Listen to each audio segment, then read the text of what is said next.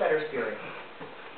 So, I dozed through Greek class like Polyphemus. I'm shocked the professor didn't grab me by the ear, and I was barely on time. I woke up thinking of a regular verb. I conjugated through breakfast and on the way to school until I couldn't see straight. And I fell asleep on my desk last night. And when Matilda came in to wake me up, my lamp was still burning, the birds outside were chirping. And we went back into a melancholy mood. I did up my collar, combed my hair, but somehow it felt forced. Should I roll you a cigarette? No thanks. Now if only things could keep going so well. I have to work and work until my eyes fall out.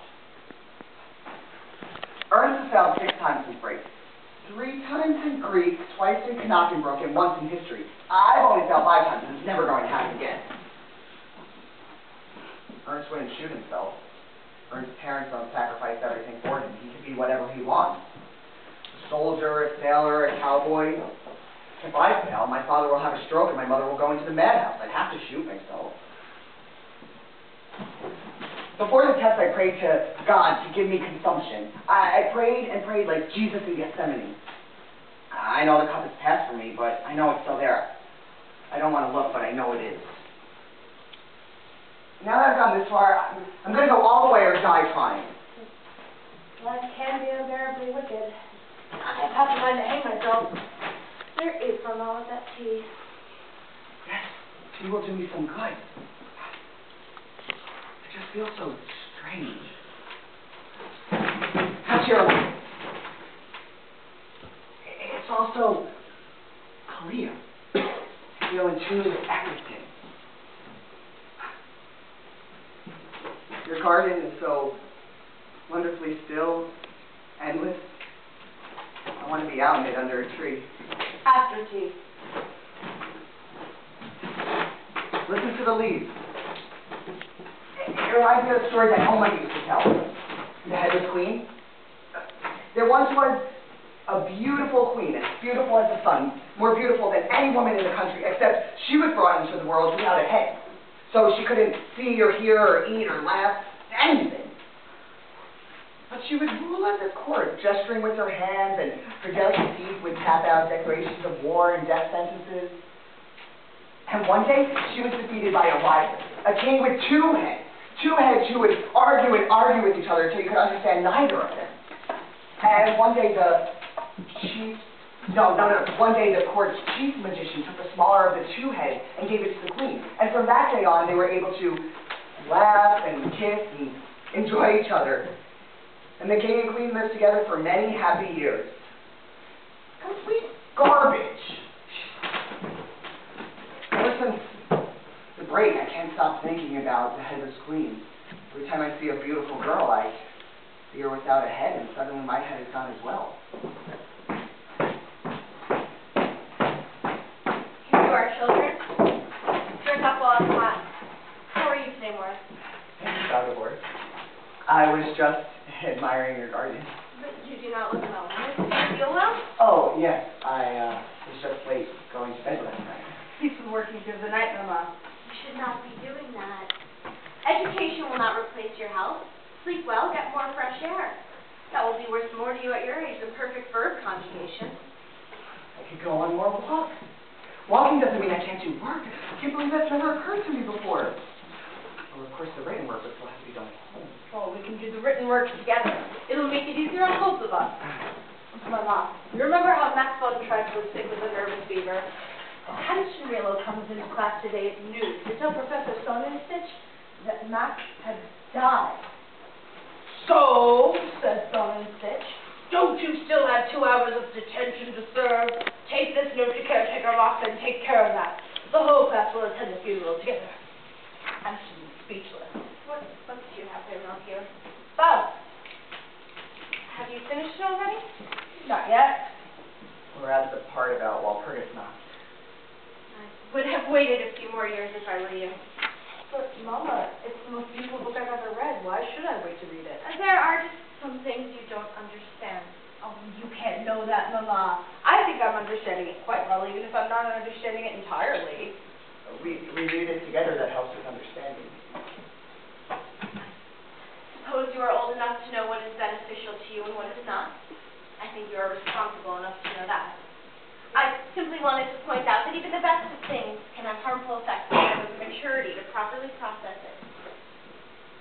I should always prefer to put my trust in you about your own education. Let me know if you need anything, children. I shall be in my room.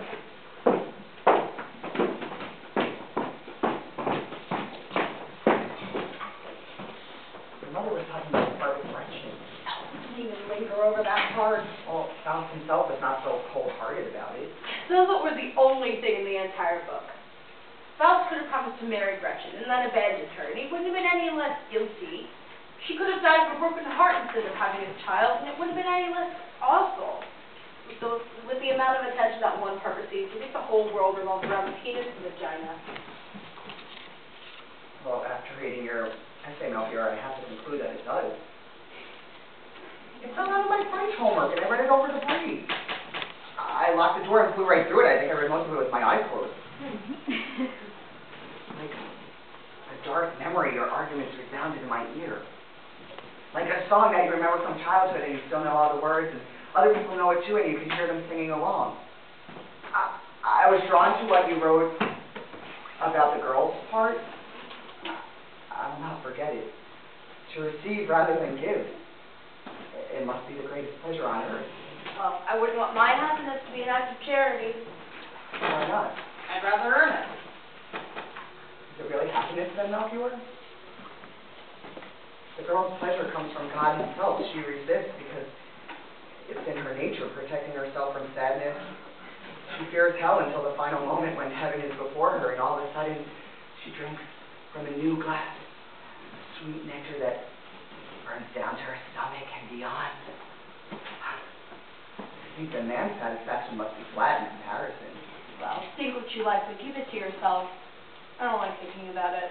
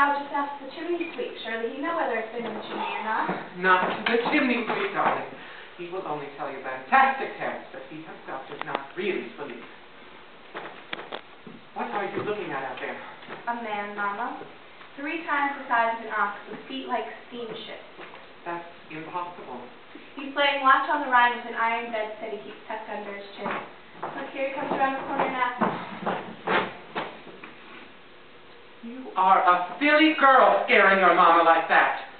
Go, put your hat on. I wonder if you will ever grow up. I've given up hope. Me too, Mama. Me too. I think of it as a sad thing growing up. My sister has been married for 2 years now. I'm 3 times an aunt, and I still have no idea how it all happened. Don't be angry, Mama, but who in this whole world can I ask if not you? I'm ashamed to ask you, but please just tell me, how did this happen? You can't expect that at 14 I still believe in the stork. But, dear Lord, child, you are strange. What ideas that I can't. Why not, Mama? Why not? It can't be so awful if everyone's so happy when a baby comes along. Oh, good heavens. What have I done to deserve? Get going, child. I'm going. And if I should find the chimney sweep... All right, that's enough. Come here, baby. Come here and I shall tell you everything. Oh, goodbye. Not today. Tomorrow. Next week. Whenever you want. My dear heart. Oh, Mama, now. Tell me now. Right now. It's upset you so much. How can you ask me to wait? I cannot, Vendela. Why not? Here, I'll kneel at your feet and I'll put my head in your lap, and you can cover my head with your apron, and you can just talk and talk like no one else is here, and I'll just listen. I won't flinch or talk no matter what. Very well.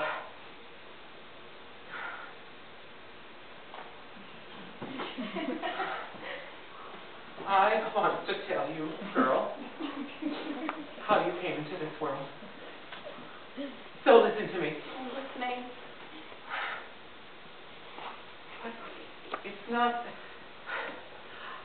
I can't give you the answer. I would deserve to be jailed. Have you taken from me... Be brave, Mama. Emily. God, oh God. In order to have a child, do you understand, Vendela? Hurry up, Mama. I can't stand it any longer. In order to have a child, you must be married to a man. And you must love him as only you can love him. You must love him so much that you cannot speak of it. And love him as someone your age cannot. Now you know. Dear God in heaven. Now you know the trial that awaits you. And that's all? So help me God. Now, take the basket and go see Ina. She'll give you papers and some chocolate. Let's have one more look at you. Oh, those stockings, that necklace, and roses in your hair. And that skirt is still too short for you, Vendela. Have you bought the lunch meat already? The Lord keep you, child. I really must lengthen that skirt.